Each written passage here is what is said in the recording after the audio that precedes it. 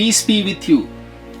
My dear sisters and brothers, today we celebrate the 12th Sunday in ordinary time. Jeremiah is totally frightened. In the book of Jeremiah chapter 20, 10 to 13, Jeremiah said, I hear the whispering of many terror on every side. Look at that. Terror on every side. He is frightened. But the Lord is telling Jeremiah, do not be afraid. Have no fear. I will be with you like a mighty champion. Like a soldier, I will be close to you. Do not be frightened. So, like Jeremiah, we are all frightened. And again, when you come to the gospel, last week we saw that Jesus sent these apostles to proclaim the good news and to cast the demon and to heal the sick and to raise the dead. And in that context, Jesus is telling today, brothers, do not be afraid. Fear no one. Even if they are going to kill you or break your body, have no fear. But my dear sisters and brothers, it is easy to say, have no fear, do not be afraid, all that. But when it comes to the reality of life, we face fear. I like to share some biggest fear that we face. Number one, fear of inadequacy. That means we are not skilled enough. I have not studied, I have not qualified, I have not written that exam, and they are all doing well. So I feel inadequate with regard to my skills, so I am frightened how I am going to face my life. Second, fear of uncertainty. I don't know what is going to happen today. I don't know what is going to happen next week, next month, in few years now. I am afraid of the unknown. Because I don't have a clear vision, what will I be? At the age of 30, what will I be? At the age of 50, what will I be? How I will retire? How I will spend my retired time? I have no vision, so fear of uncertainty. Fear of failure. Today, look at that NEET exam. Okay, girls, boys, before they could write, they are frightened. After writing, they have doubt and they hang themselves and kill themselves. So many stories we hear. Fear of failure. My life did not go exactly as I planned. So what? I can always start again. If I fail, I can always start all over again. Fear of failure. Fear of rejection. My mother rejects me, father rejects me, my friend rejects me, my own community rejects me. So where will I go? Fear of rejection. Fear of missing out. Missing out means I want to do science, but I am given history subject. I missed out. I want to work in a particular community, but I am placed somewhere else. I missed out. So that fear, if I am missed out, if I don't get where I want, fear. And fear of change, especially in the life of religious, when the transfer occurs. When they are changed from place to place, culture to culture, language to language, they are all frightened. What will I do when I go to that new place, new culture, new people? Fear. Fear of change. Fear of losing my control. I am not able to control my anger. I am not able to control the people with whom I am working, and I lost control. So I am frightened what will happen to this fear of losing control. Fear of being judged. Okay. All are vulnerable, all are weak, all make mistake when they speak, when they write, when they behave. So many judgment is passed on our action. But some people are frightened to face that being judged. But when people judge you, condemn you, see whether there is a grain of truth in what they are saying. If there is a grain of truth, accept and do something about it. If there is no truth in the judgment, ignore it. Or have the courage to go to that person and sit down and have a dialogue and challenge what that person has said. The other one is fear of something bad happening. Okay, I am traveling by bus, I am frightened. If the bus meets with an accident, what will happen?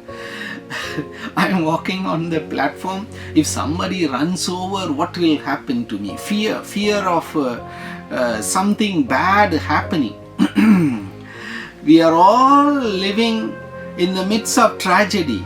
Okay, who thought in that 3-train accident in Orissa? Who thought? No, they all were getting ready to sleep and this happened. So fear of something bad happening, fear of being hurt. Okay, somebody says something and I feel hurt. 2 days I don't smile. Okay, so today the first reading and the gospel is telling, fear not. Fear not, God is with you like a brave soldier. Jeremiah is frightened of his own people. He is telling the message that God is going to send them to Babylon as an exile because they did not listen to his word, they did not obey. And he is telling that message and they are all criticizing and making him frightened. In that context, God is telling, hey, Jeremiah, don't be frightened. I will be like a soldier standing by you. You give the message that I want to tell you. And the disciples also, Jesus is telling, you will face persecution, you will face opposition, you will be thrown out of the town villages, but have no fear. Have no fear.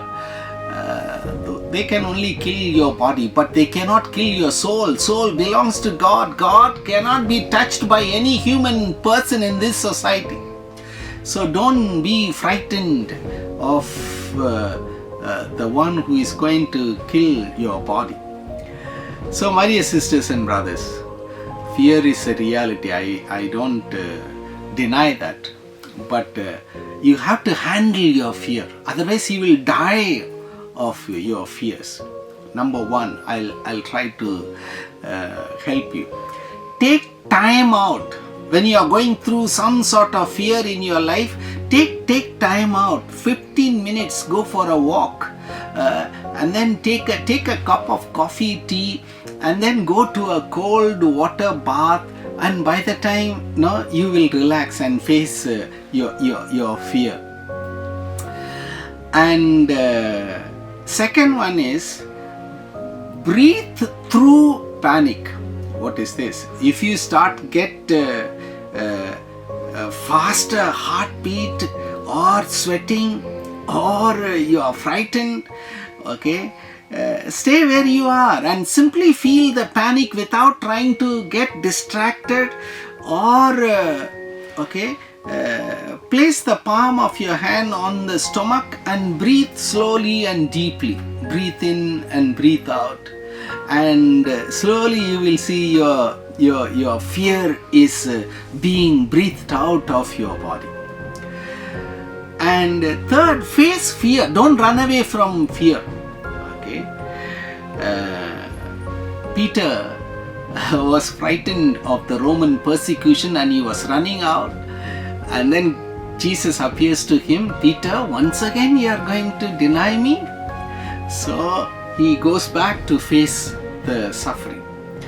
So avoiding fear only makes you more frightened. Whatever may be your fear, if you face it, it should start fading away from you. Face the fear. Fear of exam, face it. Okay, fear of a new job, face it. Fear of being in a new place, new culture, face it. It will disappear. Don't try to be perfect. Nobody is perfect in this world except God the Father. So life is full of tension, stress. You have to go through from one stress to the other. But when you face one situation, another one is waiting for you. So don't try to be perfect. I am perfect, I can face this fear. You will face one fear, another is waiting for you. You are weak, you are strong when God comes and stands next to you. That's why Jeremiah feels weak with those people, and God says, I will be like a warrior standing by. With God, you can be strong. And visualize a happy place. When you are frightened, visualize, close your eyes, imagine the beautiful place you enjoyed, where you were comfortable, and picture yourself and the scenery, and as if you are walking and the clouds touching you, and you spend some time visualizing these happy places and environment. Your fear disappears. Talk about it. Okay, you have a best friend, go and talk. Hey, I am frightened of my superior. Talk to him. I am frightened of my bishop. Talk to him. I am frightened of this new job that is given to me. If you cannot talk to your friend or family, at least go to pray and talk to God. Self-talk with God, and you will feel that fear disappearing. So, my dear sisters and brothers, okay, once you deal with your fear, reward yourself. Give yourself a treat. Go and have some ice cream, okay, and or go and watch a movie, or take a gift for yourself and say to yourself, hey, I have handled this fear. So reward yourself. So, my dear sisters and brothers, this week God is telling you, do not be frightened. Jesus is telling, have no fear. So as we spend this week, just narrate your fear in prayer and ask God's strength and power to come into your life and deal with that fear. May God bless you. May you have a fearless week, and may the Eucharistic Lord be with you. Amen.